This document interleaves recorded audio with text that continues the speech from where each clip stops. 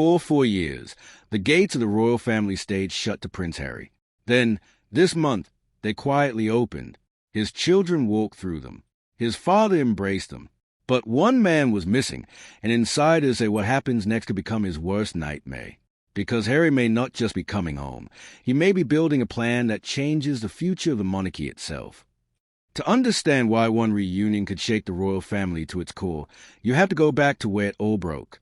2020, Harry and Meghan stepped back from royal duties and moved to California.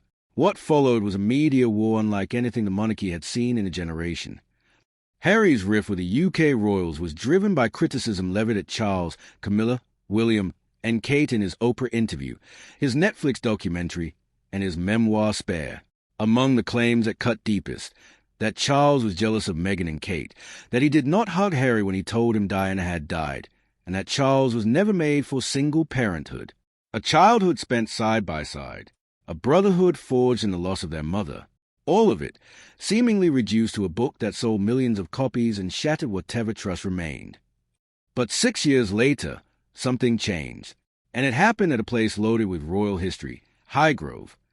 The Duke and Duchess of Sussex reunited their 2 children with King Charles for the first time in 4 years, in a thawing of relations interpreted by many as a step toward the couple re-entering the fold in some capacity. On paper, it sounds like healing. A grandfather meeting grandchildren he'd barely seen. But look close at the guest list, and you'll notice who wasn't standing in that garden. This is where the story turns from reunion to rumor of a plan. Talk TV broadcaster Sarah Louise Robinson raised a theory that's now spreading fast across royal commentary circles, that Harry and Meghan want something the late Queen would never have allowed.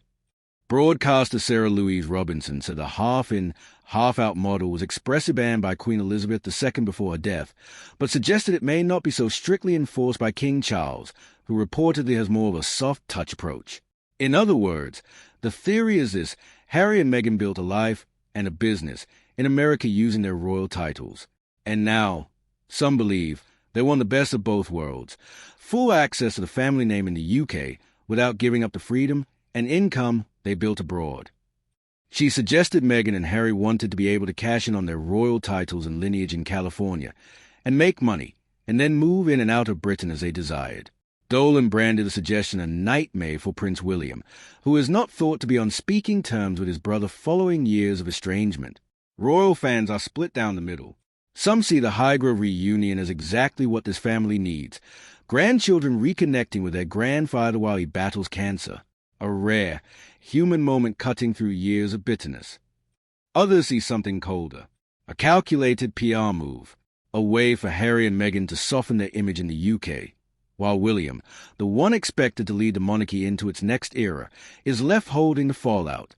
And that's the tension driving this entire story. It's not really about one garden visit. It's about what kind of monarchy Britain will have next, and whether Harry gets a say in shaping it from 3,000 miles away. 4 years, Camilla was cast as one of Harry's fiercest critics in Spare, accused of leaking stories to protect her own image. So it's almost ironic that she's the one now said to have quietly witnessed this fragile reunion at Highgrove. If true, it means the woman Harry once called dangerous in his memoir may now be one of the few adults in the family willing to sit in the same room as him. That's not just a twist. That's a complete reversal of the story the public thought they knew.